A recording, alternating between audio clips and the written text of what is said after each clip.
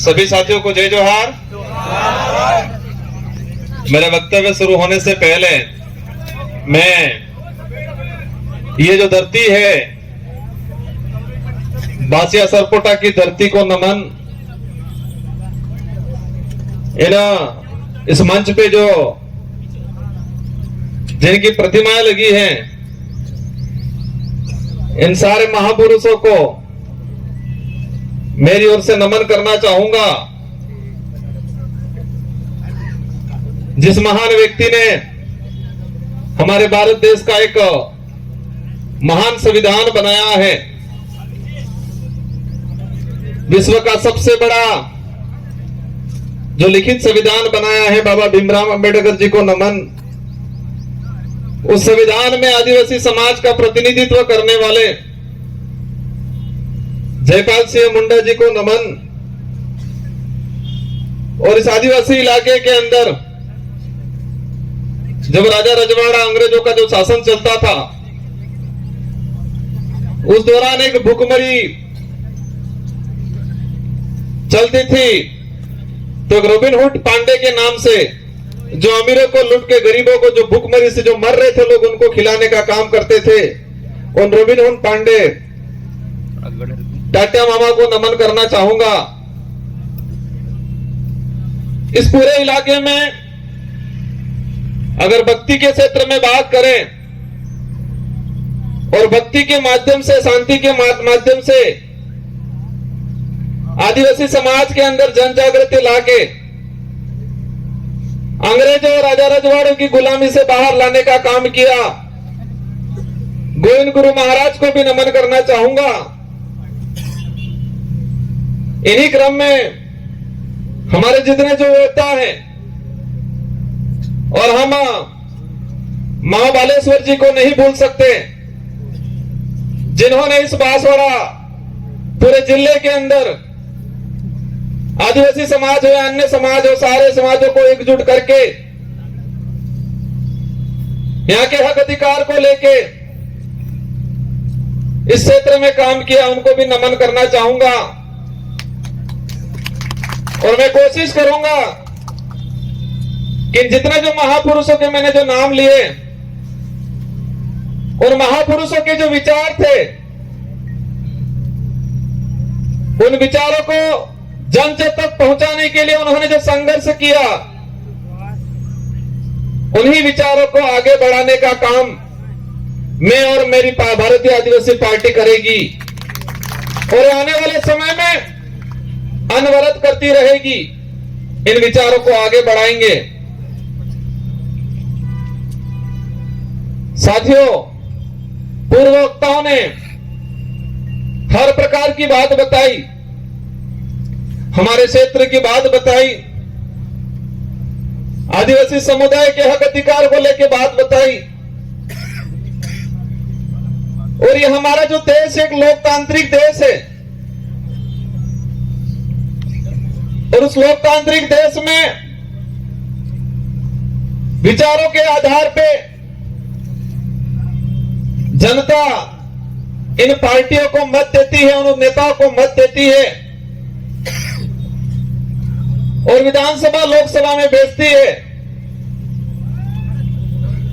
आज मुझे भी 84 की जनता ने दूसरी बार विधायक बनाया, और वो भी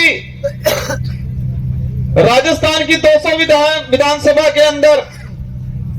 उस दौरान 199 विधानसभा में एक साथ चुनाव हुआ था, और उसमें परसेंटेज के मामले में सबसे अधिक मतदान 84 की जनता ने मुझे बहुमत देकर जिताया था। उससे पहले 2018 में मुझे जिताया 84 की जनता ने। और आज मेरा सौभाग्य है, डूंगरपुर बांसवाड़े की जो जनता है, उस जनता की भावना थी कि ये व्यक्ति हमारे इस क्षेत्र का आदिवासी समुदाय के हक अधिकार की बात को लेके एससी समुदाय के हक अधिकार की बात को लेके, माइनॉरिटी समुदाय के हक अधिकार की बात को लेके, और साथ ही क्षेत्र के अंदर अन्य समुदाय जो मानवता में विश्वास करता है, इन सारे लोगों की जो भावना है, उनकी बात है लोकसभा में ये व्यक्ति पहुंचाएगा। ये आपने विचार किया और आपके विचारों से हमारे पार्टी की जो सिलेक्शन प्रणाली है, इस भारत आदिवासी पार्टी में हाईकमान नहीं होता है, और इस पार्टी में हाईकमान आम जनता, आम कार्यकर्ता होती है।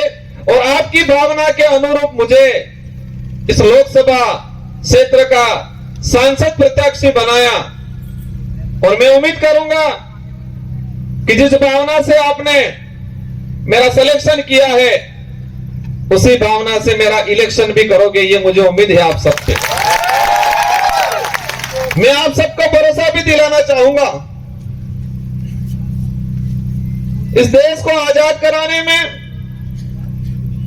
इस क्षेत्र के अंदर आजादी से पहले जो शोषणकारी नीति वाले लोग थे, उनके खिलाफ ये जो जितने जो महापुरुष हैं, उन महापुरुषों ने अपने विचारों के माध्यम से इस क्षेत्र में जन जागरण किया, लोगों को जागरूक किया और अपने हक अधिकार के प्रति लड़ने के लिए प्रेरित किया। और मैं वही विचार, ये जो महापुरुष हैं, उन महापुरुषों के जो उद्देश्य थे, इन उद्देश्यों को उन्हीं के विचारों के माध्यम से मैं पूरे करने की कोशिश करूंगा। साथ ही आज का जो कार्यक्रम है, अनुसूचित क्षेत्र में आरक्षण व्यवस्था, आरक्षण को लेकर महासम्मेलन,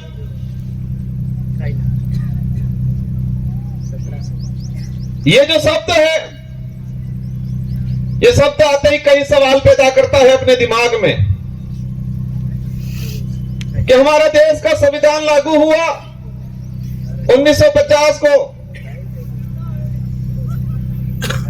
और आज 2024 हो गया, और अभी तक उस संविधान के अंदर जो प्रावधान थे, उन प्रावधानों को आज तक धरातल पे लागू नहीं किया। उस बात को लेके बांसवाड़ा, डूंगरपुर और पूरे देश का एसटी एससी माइनॉरिटी समुदाय संविधान को धरातल पे लागू करो, उस बात को लेके आंदोलन कर रहा है।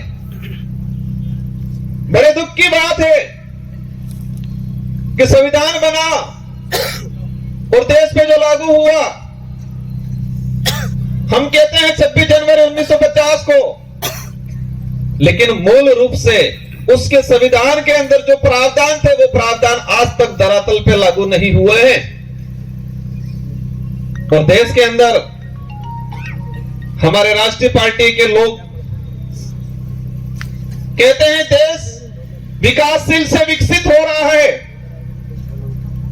कहते हैं विश्व के अंदर हमारे भारत देश एक विकसित राष्ट्र की श्रेणी में आने लग गया है। लेकिन देश के अंदर देखा जाए, आज से 5 साल पहले जिस 5वीं स्कूल के अंदर 70 बच्चे पढ़ रहे थे, और आज उसी 5वीं स्कूल के अंदर 35 बच्चे पढ़ रहे हैं। आज से 5-10 साल पहले हमारे देश के प्रत्येक नागरिक पे जो कर्जा था, और आज देखें वो कर्जा 4 गुना तेजी से बढ़ रहा है। आज जो कुपोषण का जो स्थिति है, आज से 5 साल पहले जाएंगे तो इतना कुपोषण नहीं मिलेगा जितना आज कुपोषण है। जो देश में मीडिया के माध्यम से, मैं सारे मीडिया पे सवाल नहीं करना चाहता, लेकिन कुछ मीडिया वाले ऐसे लोग हैं जो देश की सच्चाई को छुपा रहे हैं और पार्टियों के इशारों पे, सरकारों के इशारों पे इस देश के लोगों तक गुमराह करने वाली बातें फैलाई जा रही है। इस देश के लोगों को अंधकार में रखा जा रहा है, और हम देश में वर्तमान देख सकते हैं। मेरा वक्तव्य, हमारे पूर्व वक्ताओं ने कहा हमारे समाज के कुछ पढ़े लिखे अधिकारी कर्मचारी कहते हैं, हमारे समाज के जो नेता कांग्रेस बीजेपी में दिग्गज बने हुए हैं वो कहते हैं आरक्षण पूरा मिल रहा है। कोई कहता है आरक्षण की जरूरत नहीं है, कोई कहता है कि आरक्षण मिलना था मिल गया और फालतू गुमराह कर रहे हैं। हमारे क्षेत्र की जनता विचार करती है, हम कहते हैं आरक्षण मिलना चाहिए, वो कहते हैं आरक्षण मिल गया, कोई कहता है आरक्षण पूरा मिल रहा है। और हमारे क्षेत्र की जनता कंफ्यूज रहती है कि हकीकत क्या है। हमारा पढ़ा लिखा बेरोजगार युवा वो भी कंफ्यूज रहता है कि आरक्षण क्या है। और दुख की बात यह है कि हमारे पाठ्यक्रम में बेमतलब की चीजें डाली जा रही है। अगर देश के अंदर आरक्षण को लेकर जो चल रहा है, कुछ लोग कहते हैं भ्रमित किया जा रहा है। देश के आरक्षित वर्ग को, युवाओं को अगर क्लियर करना चाहिए था तो संविधान के अंदर जो आरक्षण व्यवस्था रखी गई है उसको हमारे पाठ्यक्रम में लागू कर दिया होता तो आज हर युवा को पता होता कि मेरा रिजर्वेशन संविधान के अंदर इतना है, शेड्यूल एरिया में इतना है, नॉन शेड्यूल एरिया में इतना है। लेकिन होता क्या है, वो आरक्षित वर्ग का युवा आरक्षण को जान जाएगा, समझ जाएगा संविधान में प्रावधान क्या है समझ जाएगा, तो वो सवाल खड़ा करेगा उन राष्ट्रीय पार्टियों से, उन नेताओं से जो आते हैं कहते हैं कि राम के नाम से वोट देना। कहते कि नहीं कहते हैं? इन लोगों ने कभी ये नहीं कहा कि बेरोजगारी खत्म करेंगे, बेरोजगारी खत्म करने के नाम से वोट देना, ये बोला उन्होंने? इस क्षेत्र में शिक्षा में गिरावट हो रही है, शिक्षा के क्षेत्र में हम काम करेंगे, इसके नाम से वोट देना, ये नहीं बोला। और इस देश का दुर्भाग्य है कि इस देश में ऐसे नेता पैदा हुए हैं जो खुद के समाज का तो भला नहीं किया, लेकिन जिस पार्टी का खाया, जिस पार्टी में पद प्राप्त किए, ऊंचे ओहदे पे गए, उस पार्टी के भी नहीं हुए। जिस पार्टी के अंदर गए हैं उनको कहना चाह रहा हूं कि जो व्यक्ति उनके समाज का नहीं हुआ, जो व्यक्ति उसकी पार्टी का नहीं हुआ, वो तुम्हारा कतई नहीं हो सकता है।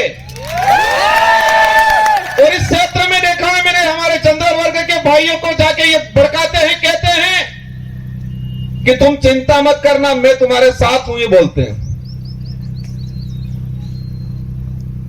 तो हमारे उन भाइयों को भी कहना चाहूंगा, जो खुद के समाज का नहीं हो सकता है वो आपका कभी नहीं हो सकता है। ये विचारधारा सच्चाई को लेकर लड़ रहे हैं। ये विचारधारा हम कहते हैं, हम आदिवासी समाज में पैदा हुए हैं, मेरा पहला फर्ज बनता है कि मैं मेरे परिवार के लिए, मेरे समाज के लिए बात रखूं। साथ ही क्षेत्र के अंदर हमारे एसटी समुदाय के भाई हैं, माइनॉरिटी समुदाय के भाई हैं, इसके अलावा किसी भी वर्ग का गरीब भाई है, उसकी कोई भी बात होगी, कोई भी समस्या होगी, उसका निराकरण करेंगे हम लोग। और ये देख सकते हो हमारे 84 क्षेत्र के अंदर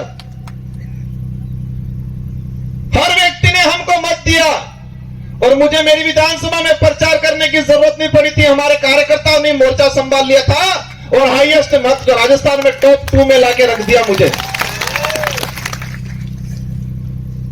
आरक्षण व्यवस्था को लेकर कुछ आंकड़ा मैंने क्लियर किया है, अलग अलग डिपार्टमेंट की भर्तियों का, लेकिन इस मंच के सामने ही हमारे खाकी वर्दी वाले भाई दिख रहे हैं, इसलिए मैं उनके डिपार्टमेंट का कुछ आंकड़ा बता दूंगा।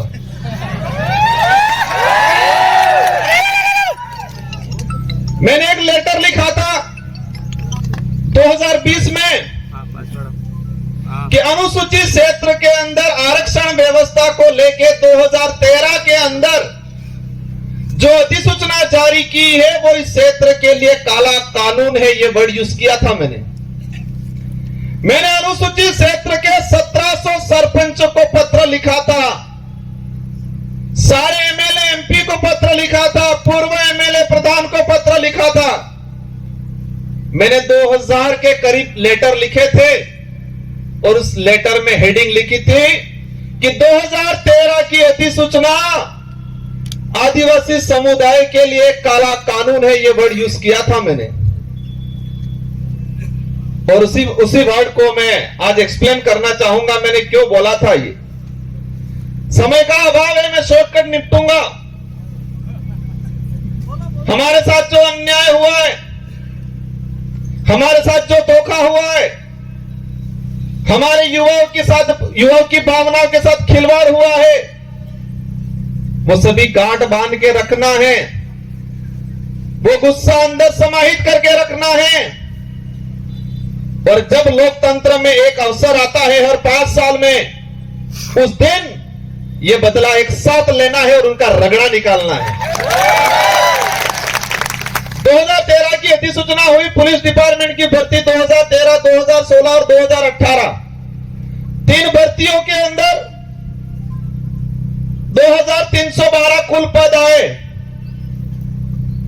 मैं ये आज इसलिए कहना चाह रहा हूं कि इन्हीं कमल कांग्रेस के नेताओं ने, और मुख्य रूप से 2013 में जो मंत्री थे, वर्तमान विधायक थे, जो ईडी के डर से आज भाजपा में चले गए, उनके ही कर कमलों से यह लागू किया गया था।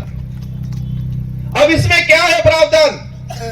इन 3 भर्तियों की बात करें, कांस्टेबल भर्ती 2312 कुल पद आए। प्रावधान यह किया गया 45% एसटी को, 5% एससी को और 50% ओपन कैटेगरी को दे दिया जाएगा। मतलब ओपन कैटेगरी में कोई भी जा सकता है, एससी का व्यक्ति जा सकता है, एसटी का व्यक्ति जा सकता है। यह बात बोली उन लोगों ने, लेकिन आंकड़ा क्या आता है? मैं ऑल ओवर अगर बात करूं, एसटी को मिले 828, 2312 में से एसटी को मिले 828 और वो 35% पद मिले, 45% पूरा नहीं मिला। वही बात करें ओपन कैटेगरी के जो पद आए 1156 और मिले उनको मिलने 1359 और उसमें एसटी एससी का रिजर्व कैटेगरी के लड़के गए 12 लड़के। और वही ये सामने खड़े में कहना चाह रहा हूं, उनकी पदोन्नति होती है, उनके पदों की गणना अपने कैटेगरी में लेते हैं। और कुछ नेता कहते हैं, ये बात इसलिए एक्सप्लेन कर रहा हूं मैं, हर व्यक्ति को अपना हक मांगने का अधिकार है। एक बाप के अगर 4 बेटे हैं, 3 बेटों के साथ अन्याय होता है और एक बेटा इस सारी जमीन लेके खड़ा खाता है, तो क्या 3 बेटे आवाज नहीं उठाएंगे? तो इस क्षेत्र में हमारा अन्य समाज का व्यक्ति रहता है, उनसे भी कोई दुश्मनी नहीं है, उनकी भी वाजिब मांग को हम रखेंगे। लेकिन हमारा फर्ज बनता है, जिस सर्टिफिकेट लगा के हम यहां पर आए हैं, उस सर्टिफिकेट के आधार पर एमएलए एमपी बनते हैं, तो जिस समाज का सर्टिफिकेट लगाया है उस समाज के हक अधिकार के लिए अगर हम नहीं बोलते हैं तो कौन बोलेगा? इस आधार पर इन पुलिस भर्ती का अगर देखा जाए तो हमारे लड़कों का 300 पद के आसपास नुकसान हुआ। उस मां पे क्या गुजरी होगी जिस मां ने बच्चे को अपनी जमीन, अपने जेवरात गिरवी रख के बच्चे को पढ़ाया होगा, उम्मीद की होगी मेरा बच्चा पुलिस कांस्टेबल की तैयारी कर रहा है, नौकरी लगेगा। लेकिन इस प्रकार की अधिसूचना के कारण वो बच्चा आज नौकरी नहीं लगा और वो बच्चा आज गुजरात में जाके मजदूरी कर रहा है और उस मां के सपने अधूरे के अधूरे रह गए। ये लड़ाई उनके लिए है, सूद समेत वसूल करेंगे। और ये किसी समाज को हम दोष नहीं देना चाह रहे हैं, हम दोष उस नेताओं को देना चाह रहे हैं जिन्होंने अपनी पेटियां भरने का काम किया, टिकट लेने का काम किया और इतना कमा लिया कब ईडी के डर से भाग गए। गजब सुनता हूं मैं। एक दिन कहते थे, हम पे आरोप लगाए और फिर बाद में 2 दिन बाद कहते हैं ये तो जुमला था, कहते हैं कि मोदी ने जुमला दिया था और आज कहते हैं कि मोदी के विजन से प्रभावित होकर गया हूं। मोदी जी के जुमले के विजन से प्रभावित होके गए हैं। इसका मतलब ये क्लियर है कि वो भी जुमलेबाज से कम नहीं है। हमें उनसे भी पर्सनली कोई लड़ाई नहीं है, उनके कोई जमीन का बंटवारा हमारा नहीं है, लेकिन उनको इस क्षेत्र की जनता ने बड़ा लीडर माना था। हमारे बड़े बुजुर्गों ने आशा रखी थी उनसे कि ये नेता है बड़ा, हमारे लिए, हमारे क्षेत्र के लिए कुछ अच्छा करेगा। इन आशाओं पे पानी फेरने का काम किया है। मुझे कई जगह से जानकारी मिली, बुजुर्ग लोग जो रात दिन उस आदमी के लिए, उस पार्टी के लिए घूमते थे, खुद का पैसा खर्चा करके, इन लोगों ने कई जनों से दुश्मनी ले ली उस व्यक्ति की वजह से, उस पार्टी की वजह से, और आज बेचारे वो बुजुर्ग लोग रो रहे हैं। आपको चिंता करने की जरूरत नहीं है। पूरे देश के अंदर यही भारत आदिवासी पार्टी है जो सच्चाई को लेकर लड़ने का काम करेगी। और आप देख सकते हो, उदयपुर संभाग की बात करें कि कांग्रेस कभी नहीं बात कर रही है कि शिक्षा अच्छी मिलनी चाहिए, स्कूलों में व्याख्याता लगने चाहिए, बेरोजगारी खत्म होनी चाहिए, हमारा अनाज जो पकड़ा है उसको एमएसपी रेट मिलनी चाहिए, बात नहीं करेगी। बीजेपी भी वो बात नहीं कर रही है।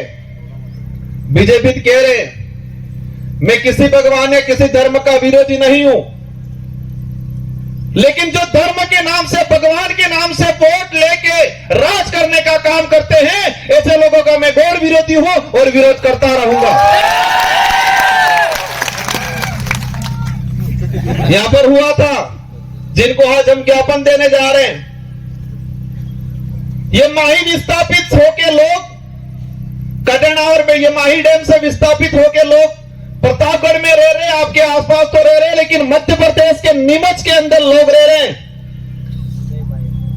और जो ये डांस ऑफ इंडिया में जो 5 बच्चियां गई थी, जिनका आपने सबने नाम सुना होगा, गली गर्ल्स के नाम से जो लड़कियां हैं, नीमच में रहती है, झोपड़ियों में रहती है, उनके माँ बाप मजदूरी करते हैं, आज तक भी उनको जमीन का पट्टा नहीं मिला है।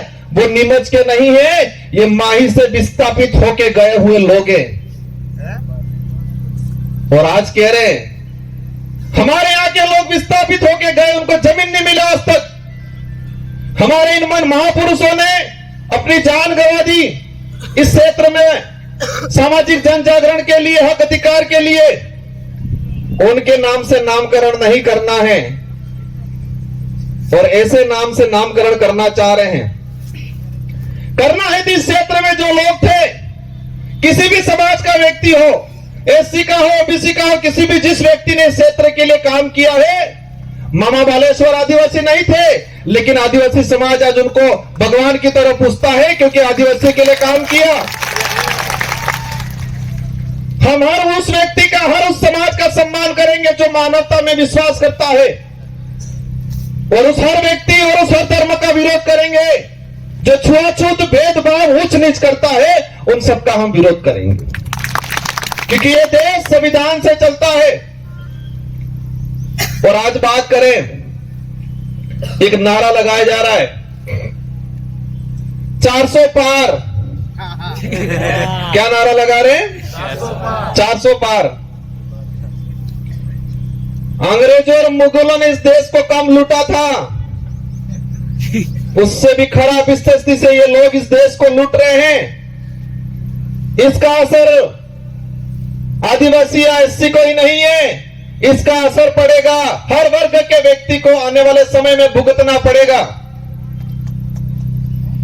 ये लोग बहुत बुरी तरीके से इस देश को लूट रहे हैं। एक वक्त था 2013 के अंदर वो नारा लगाते थे वही वो व्यक्ति कि न खाऊंगा न खाने दूंगा, और आज जितने देश के अंदर खाने वाले लोग थे उन सबको वो साथ में मिला के कह रहे कितना लाओ लाओ बंटवारा करते हैं। ये सारी बातें होगी, लेकिन हमको करना क्या है?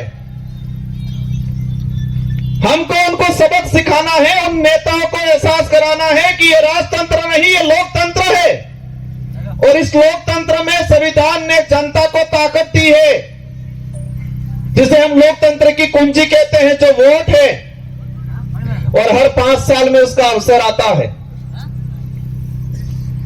आज मुझे कहते हैं एमएलए साहब बहुत बड़ा दिग्गज आदमी है, बहुत पैसा है, कहते हैं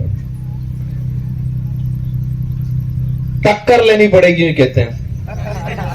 मैंने कहा मैं नहीं लड़ रहा हूं, डूंगरपुर बांसवाड़ा की जनता चुनाव लड़ रही है, और ये जनता पैसों के लिए चुनाव नहीं लड़ रही है। ये जनता सुख सुविधाओं के लिए मेरे साथ नहीं है, ये जनता स्वाभिमान के लिए है। इस जनता के अंदर जो साथ मेरे साथ जुड़ रहा है, संगठन के साथ जुड़ रहा है, उस प्रत्येक व्यक्ति के अंदर स्वाभिमान जगा है, अपने आने वाली पीढ़ी के लिए कुछ कर गुजरने की ताकत जगी है, इसलिए मेरे साथ जुड़े। और देश के इतिहास उठा के देख लो, आजादी से पहले भी जो राजा रजवाड़ा या मुगलों की सेना होती थी, तो सेना में भर्ती होता था सिपाही, तो सैलरी के लिए होता था, तनख्वाह मिलती थी, या किसी राजा से एग्रीमेंट होता था, सहयोग में पूरी सेना भेजता था, तो रियासत क्षेत्र की कुछ जमीन को लेकर सौदा होता था। लेकिन वो सेना युद्ध के मैदान में टिकती नहीं थी। और यही देश के इतिहास उठा के देख लो कि मुगल के अकबर के सामने इस देश के सारे राजाओं ने अधीनता स्वीकार कर ली थी, लेकिन महाराणा प्रताप एक ऐसा था जिसने मुगलों के सामने अधीनता स्वीकार नहीं की थी। देश के इतिहास में पढ़ाया जाता है, हमारे बड़े बुजुर्गों से सुनते हैं कि देश के अंदर सारे राजाओं ने अकबर की अधीनता स्वीकार कर ली, लेकिन राणा प्रताप ने अधीनता स्वीकार नहीं की, क्योंकि देश के अंदर अन्य जो राजा थे उनकी जो सेना थी वो सैलरी पे थी, तनख्वाह पे थी। देश के अंदर जो अन्य राजा थे उनके सहयोग में आई हुई सेना कुछ जमीन की लालच में आई थी मदद करने, लेकिन राणा प्रताप के साथ में जो सेना थी वो तनख्वाह वाली सेना नहीं थी, वचन वाली सेना थी, और वो भीलों की सेना थी। किसकी सेना थी? भीलों की सेना थी, पठानों की सेना थी। अगर वो तनख्वाह वाली सेना होती तो युद्ध के मैदान में टिकती नहीं। वो स्वाभिमान के लिए, अपने वचन के लिए गई थी राणा प्रताप के साथ, और इसीलिए देश के अंदर महाराणा प्रताप के नाम से उनको जाना जाता है। और उनके भाई थे शक्ति सिंह और जगमाल, वो भाई भी उनके साथ में नहीं थे। इससे यह सिद्ध होता है कि महाराणा प्रताप को किसने साथ दिया। उनके परिवार के लोग भी हट गए थे, वो भी मान सिंह की गोद में जाके बैठ गए थे। उस कुल के लोग हैं ये। और मुझे पता है कि इस कांग्रेस और बीजेपी के बहकाव में आके उनसे पैसा लेके ये काम नहीं करेंगे। ये लोग स्वाभिमान के लिए काम करेंगे, ये वचन के लिए काम करेंगे, आने वाली पीढ़ी के लिए काम करेंगे। मेरी बात को आप समझ गए होंगे कि हमारे लोगों ने महाराणा प्रताप को वचन दिया था, तनख्वाह नीली थी, फौज में हमारे लोग भर्ती नहीं हुए थे, तनख्वाह की बेसिस पे नहीं हुए थे, पूरा गांव के सिपाही लोग, जवान लोग गए थे, वो वचन दिया था। और इस लड़ाई में, इस मैदान लोकसभा क्षेत्र में मुझे उम्मीद है पैसों वाली सेना नहीं टिकेगी, वचन वाली सेना टिकेगी, क्योंकि उनके साथ जो सेना है वो पैसों वाली सेना है, तनख्वाह वाली सेना है, दहाड़ी वाली सेना है, और हमारे साथ वचन वाली सेना है, स्वाभिमान से जीने वाले लोग हैं। बातें बहुत सारी हैं, अंत मंच आएंगे उस पे करेंगे। हमारी लड़ाई सीधी सी है कि क्षेत्र में संविधान के अनुरूप आरक्षण लागू हो जाए।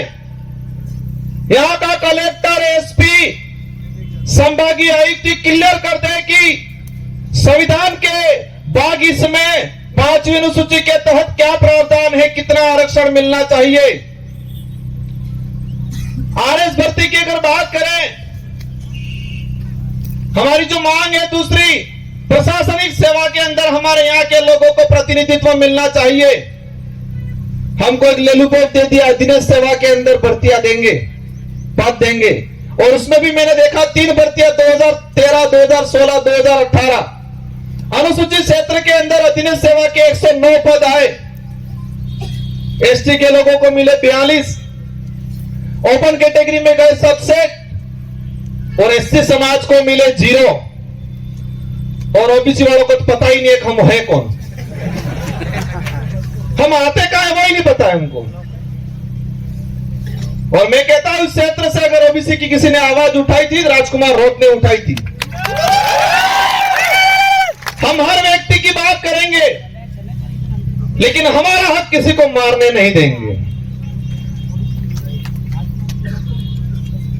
एससी समुदाय को 0 सीट तीनों भर्तियों में, और अधिनियम सेवा के अंदर 67 पद आए, उसमें एसटी एससी रिजर्व कैटेगरी का एक लड़का नहीं गया।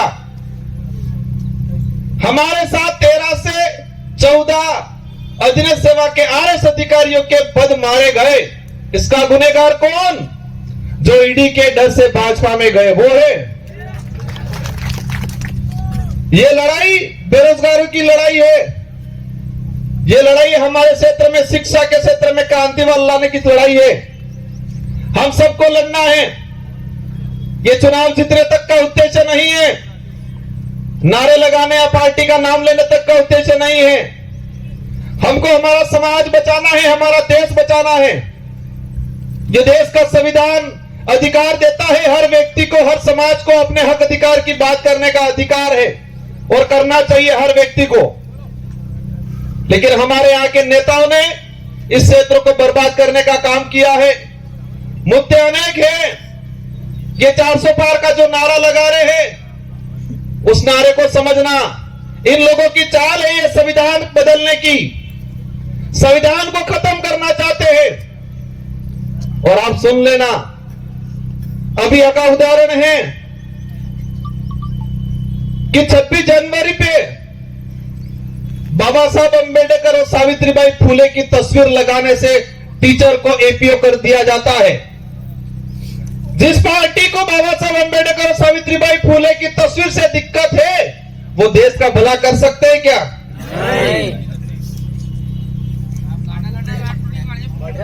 ये अंग्रेजों से भी बदतर स्थिति इस देश की करने वाले हैं, और हम सबको मिलके, और ये पार्टी कोई क्षेत्रीय पार्टी या इस डूंगरपुर, बांसवाड़ा, उदयपुर तक सीमित रहने वाली नहीं है।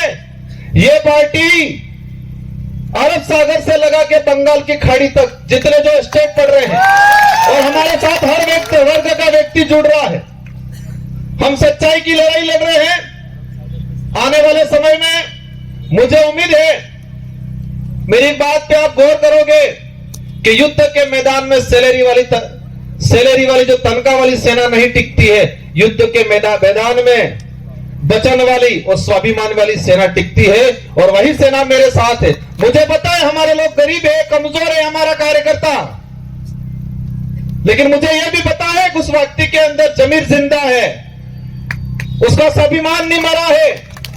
वो व्यक्ति डट के मुकाबला करेगा, और पूरे भारत की रोमांचक सीट ये होगी। और मुझे दुख भी है, मेरे 84 के कार्यकर्ताओं का दुख है, मेरा भी दुख है कि 84 की जनता ने शानदार बैंडेड दिया था मुझे। मेरी भी इच्छा थी मैं 84 के अंदर ही रहूं, मेरे कार्यकर्ताओं की भी इच्छा थी 84 के अंदर रहूं, लेकिन बांसवाड़ा वाले ही नहीं माने। और आपको ये तिरवाने का काम करना है, और ये बेड़ा पार करना है। इन्हीं शब्दों के साथ आप सबको धन्यवाद। एक बात और बोलना चाहूंगा, देश के अंदर भाजपा के नेता बहुत प्रताड़ित थे, और विशेषकर बांसवाड़ा में जो भाजपा के नेता बेचारे बहुत प्रताड़ित थे, हमसे भी ज्यादा प्रताड़ित थे। ये बचपन में बच्चा रोता था, मां कहती थी भूत आ जाएगा सो जाए। और यह भाजपा के नेता इतने प्रताड़ित है, हल्का सा बेचारा कुछ करता है, कहते हैं ईडी आ जाएगी चुप हो जा। मोदी जी की ईडी आ जाएगी चुप हो जाएगा। वो चाहता बहुत कुछ है बेचारा, पर अंदर से डर हुआ है। उनको भी कहना चाहूंगा, आप चिंता मत करो, आपके विचारों को यहां रखने का अवसर मिलेगा। इस संगठन के साथ जुड़ो और इस क्षेत्र की जनता के लिए, युवाओं के लिए, हक अधिकार के लिए आगे बढ़ो। हम आपको साथ में लेकर चलने का काम करेंगे। इन्हीं शब्दों के साथ आप सबको धन्यवाद, आभार, जय जोहार, जय भारत, जय संविधान।